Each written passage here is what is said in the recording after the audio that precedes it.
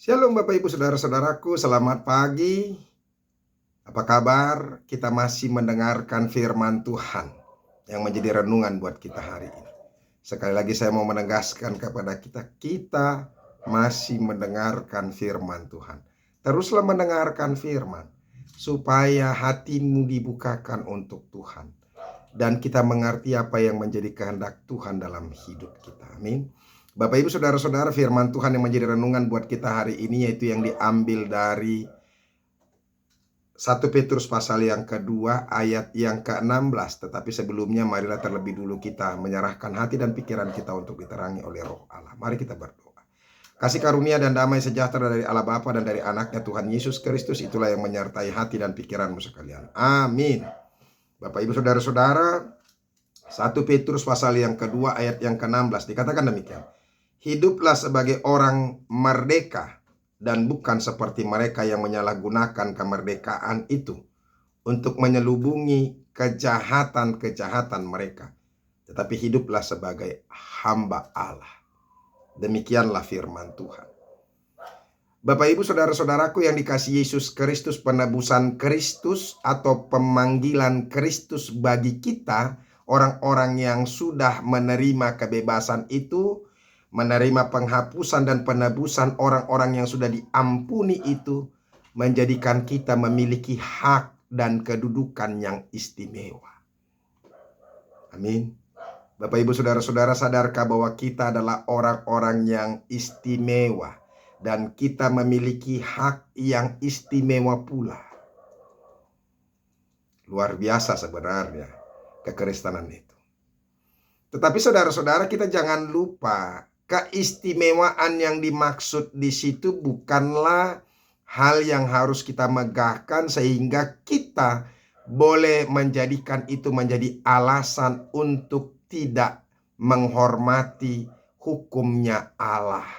Hukumnya Allah supaya kita boleh tetap berbuat baik, supaya kita tetap menghormati orang dan mengasihi semua orang, pemimpin juga dan pemerintahan-pemerintahan yang ada di dunia ini. Itulah kehendak Allah dalam kehidupan kita. Dan itu sudah dikatakan saudara-saudara dalam firman Tuhan kita hari ini dari ayat yang ke berapa itu tadi firman Tuhan ini. Mari kita lihat dulu sebentar dari ayat yang ke-11.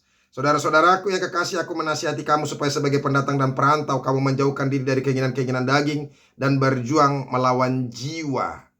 Milikilah cara hidup yang baik di tengah-tengah bangsa-bangsa bukan Yahudi, karena mereka hidup di tengah-tengah orang yang bukan Yahudi, supaya apabila mereka memfitnah kamu sebagai orang durjana, mereka dapat melihatnya dari perbuatan-perbuatanmu yang baik dan memuliakan Allah pada hari Ia melawat mereka. Ini yang mau dikatakan.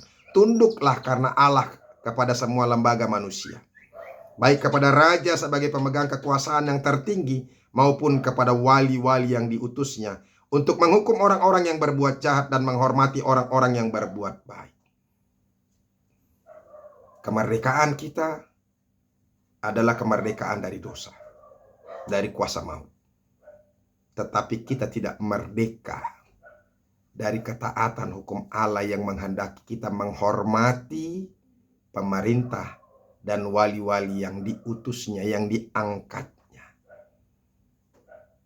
Itulah hukum Allah. Nah, saudara-saudara, orang Kristen tempat Rasul Petrus menyampaikan suratnya ini adalah orang Kristen yang dari orang Yahudi. Dan mereka merasakan bahwa mereka punya privilege, punya keistimewaan tertentu. Mereka tidak harus hormat kepada pemerintah yang bukan dari orang Yahudi. Karena mereka memahami, mengerti bahwa apa yang harus mereka lakukan, bahwa mereka harus hanya menghormati orang-orang yang diangkat Allah dari kaumnya. Ini sudah sudah dilakukan dulu, sudah dinyatakan dulu. Tapi itu dulu, ketika zaman-zaman perjanjian lama dulu, sudah jauh ribuan tahun. Tapi mereka selalu memegang ini. Itu yang dikatakan di Ulangan 17 ayat yang ke-15. Maka hanyalah raja yang dipilih Tuhan Allahmu yang harus kau angkat atasmu. Dari tengah-tengah saudara-saudaramu haruslah engkau mengangkat seorang raja atasmu. Seorang asing yang bukan saudaramu tidaklah boleh kau angkat atasmu. Jadi bagi mereka, mereka hanya mau menghormati, mau menuruti pemimpin yang berasal dari mereka. Maaf, ini juga yang terjadi dari teman-teman kita di sebelah. Pokoknya yang penting dari mereka. Mereka mau penjahat, mereka mau koruptor, mau mereka lebih ini dan itu, yang penting dari mereka. Yahudi juga seperti itu piciknya. Nah, saudara-saudara, setelah kita menjadi orang Kristen, apakah kita harus seperti itu? Tidak. Ini yang mau dimintakan oleh Rasul Petrus kepada mereka. Supaya apa? Keistimewaan yang diberikan Tuhan sebagai bangsa pilihan Tuhan dan juga sebagai latar belakang mereka orang Yahudi bukan berarti mereka mempunyai hak untuk bersewenang-wenang, memberlakukan hak istimewa. Hak-hak istimewa biasanya dijadikan alasan atau jaminan buat mereka untuk bertindak semaunya, bebas dari berbagai batasan ketentuan dan kewajiban. Sewenang-wenang, hak istimewa yang disalahgunakan menciptakan manusia yang menuntut dilayani.